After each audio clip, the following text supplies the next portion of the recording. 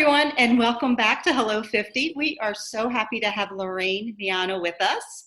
Lorraine is the founder of Making Menopause Magical.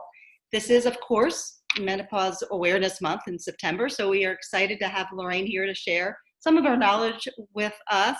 Not only is she the founder of Making Menopause Magical, but she's also an author. She wrote The Magic of Menopause, which we want to hear all about that. She's got a great website. You can find her at events, speaking. My gosh, you're a busy woman. Yeah. Well, thank you so much for having me today, Mary Jo. I really appreciate it. I love your website, and I'm so glad that we're connected. One of the things I found interesting in reading a little bit about your story is that you just wanted to get more information. Okay, well, early on, I've always been interested in health. And when I got to my mid-50s, I actually was introduced to a school, the Institute for Integrative Nutrition, which is the largest nutrition school in the world, by my Pilates instructor. Wow. She said, you need to go to this school because you're so interested. All we talked about was good health, supplements, all kinds of stuff, right. Holistic kind of options. So it was exactly, I think, what my calling was, because my husband he was diagnosed with throat cancer in 2002. He's an 18-year survivor. Wow, good for you. Congratulations. Yeah, thanks. Both of my daughters were diagnosed with celiac disease in their early 20s. One was suffering from osteopenia at age 21, and the other one had severe anemia. So I knew that as a health coach, I could make a difference in everybody's life. Sure. So after I went to school, I really thought I was going to help everybody. And most health coaches think that when they graduate. Absolutely. Everyone. Yeah. I realized that as I was interviewing women and getting a lot of their information, many of them were in their perimenopause years, but didn't even realize that some of the symptoms they were having were related to menopause and that they weren't getting the answers that they needed from their doctors. Basically, I had one woman tell me that her doctor told her, just suck it up. This is what happens at your age. Wow. And she started crying in the office. Oh my gosh. Yeah. And I said, Yeah.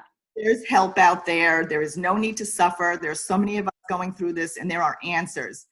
And there are good doctors out there too. As a matter of fact, functional medicine doctors are great because they get to the bottom of what is going on in your body. So if you need a doctor, look for a really good one. Sure. But I decided that this was what I wanted to focus on. I was already a postmenopausal woman at that time, so I had experienced many of the things that these women were going through, and I knew that I could help them. Holistic approach. That really rings true in so many different areas, but share a little bit about how a holistic approach to menopause is really important in order to make sure that we're getting the most out of our treatments or therapies. Yeah. And this actually will extend to women even if they are doing hormone replacement therapy. Okay. I prefer to work with women that want to go more the holistic route totally, only because that's what I did and I would like to concentrate on that. I'm not against hormone replacement therapy. And for some women, it's just not an option. If they have a history of female cancers, either themselves or in their family, they may want to avoid that option. And plus there are side effects that affect women and they may just not want to use hormone replacement. So holistically, we look at the whole body. Sure. Get to the root of what is causing those hormone imbalances. Instead of saying a pill for an ill, to the root of what's going on in bodies. Because basically many women, when they reach perimenopause, they've already created this hormone imbalance over many years. Yeah, and then and a little bit to piggyback off of that, you said women don't even realize that they're in menopause or perimenopause. And when we think of menopause, we think of night sweats, we think of weight gain, but what are these other symptoms that women are not recognizing that are all part of perimenopause and menopause? Actually, sometimes the first symptom is anxiety and depression. And women don't realize that this is a symptom of a hormone imbalance.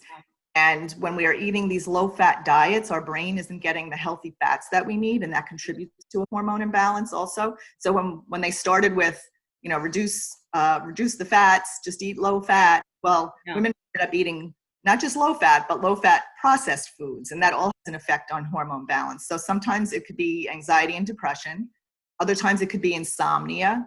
Right. changes in skin, dry mouth, dry eyes, Yeah. dry vagina. I know that a lot of women are afraid to even talk to their doctors about that, but that's really one of the symptoms. There's so many things that there's so many symptoms women don't realize that can be attributed to perimenopause. Right. And nutrition, it's so important, of course. Mm-hmm. I know we hear a lot about our gut health, and certainly food has an impact. Talk to us a little bit about that in terms of gut health, what we should eat, and why we should eat it. Okay. There's actually a lot of research being done right now on the connection between good gut health and menopause. Yeah. It's our microbiome, so all of our good and bad bacteria, viruses, fungi, all those things. I think we have like over 3 trillion bacteria in our bodies. And if you don't have a healthy gut, you can have either an increase or a decrease in estrogen, which leads to either estrogen dominance or other symptoms of peri and postmenopause symptoms. Yeah, interesting. Yeah, so a whole lot of information as far as making sure we have that gut health. What are some foods that you think, if you were going to say specifically, what are some things that you rely on as far as good nutrition for menopause? And actually, for good gut health, there's probably 3 things you need to concentrate on. One is, of course, your nutrition. Mm-hmm. Just as much as what you will eliminate, you want to add in. So eliminating all the processed foods, as much alcohol and caffeine as you can. Oh, no, don't tell me that. I know that's the first thing women say, don't drink wine, Yeah. but everything in moderation. Sure. But those kind of things affect your gut. Sugar being one of the most horrible things, excess sugar. Mm-hmm. You want to eat whole foods, lots of plants and veggies, fruits, fiber. Mm-hmm. Fiber is a good way to help estrogen be balanced in your body. So eat a good amount of fiber. Mm-hmm. Other things you want to do are not have antibiotics as much as possible. Don't have to. Don't take an antibiotic because that kills all the good bacteria, and then it takes quite a while. Take up to a year to rebalance your gut after 1 dose of it. Yeah. Take a daily probiotic. Okay. So a good one I like is Dr. Ohhira. I think it's OHIRRA by Essential Formulas.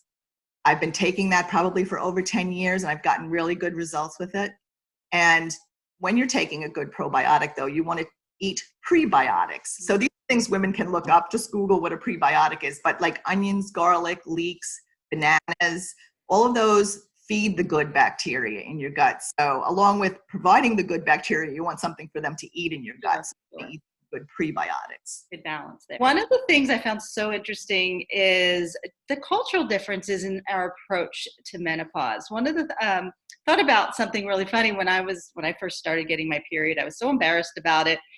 My mother and I were at the doctor, and the doctor said, "Well, don't be embarrassed." In some cultures, they celebrate this time in our lives as becoming a woman. So thinking about that now, being on the other side of things, right? I was thinking about that correlation earlier about how with menopause in some cultures it's really celebrated, and here it's a little bit more of a negative connotation, don't you think? Yeah, and actually, there's a doctor at Yale, Dr. Minkin, her name is. She did a study on how cultures that embrace age and find wisdom and hold women up in high regard, not just women, the elderly in high regard as being the ones holding the wisdom, those women actually have a better menopause experience. Wow. Versus our Western culture where age is almost demonized. I don't even say that. Yeah. You don't want to get old and it's horrible and whatever.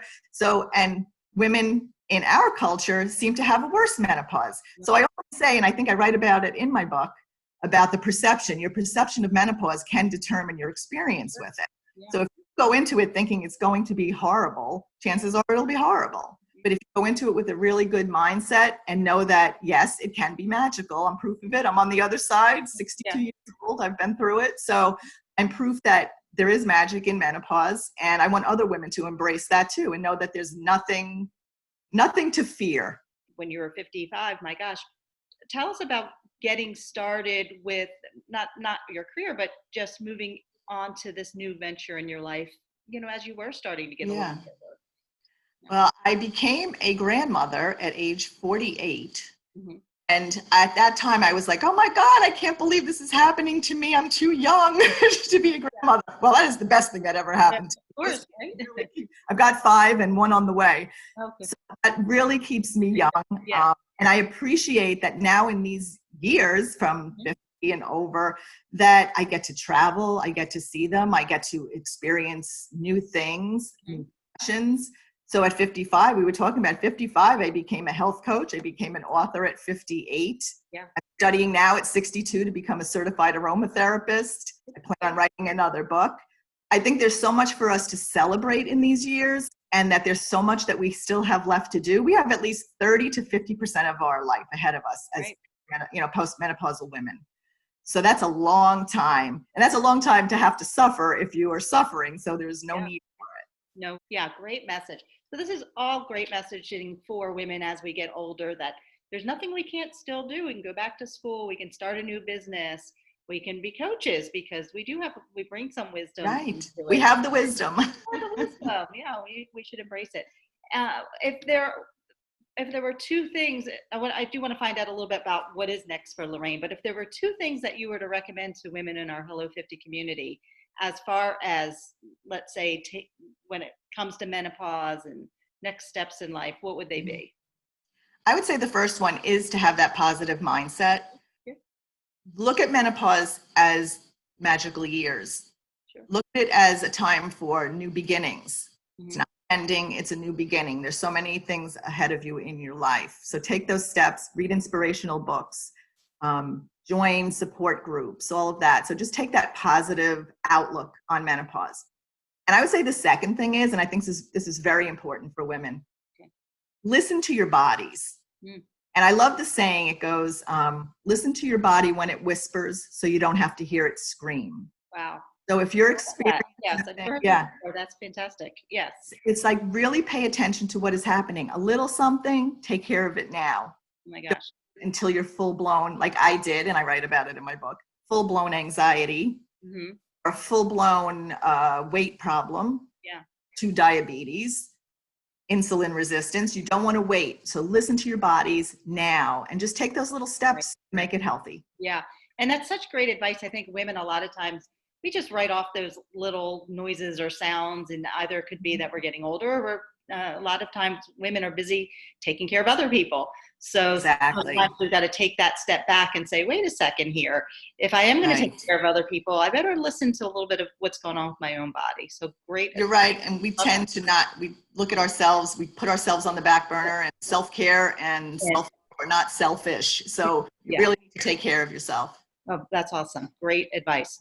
Last thing before we wrap up, if someone out there wants to learn more about what Lorraine Miano has to say, where should we go and what's on the horizon? Tell us. So themagicofmenopause.com is where you find I have lots of free downloads and things there in my blog. I also have a menopause market there. So one of the things that I do as a health coach is I curate products, holistic products, specifically for women during these years that could help them, from supplements to cooling PJs to cooling necklaces and all kinds of things that women can use during these years. So it's called the Menopause Market on my website. And then on Facebook, you can go to Making Menopause Magical. And I have a business page, but then I also have a group that you can join for support. And we have, you get not only support and resources from me, but from women all over the world who are in that group supporting each other, which is wonderful. So, and Instagram, The Magic of Menopause on Instagram. So I think that's how we might have discovered each other. Did. We met on Instagram. Yes, it was. Yes.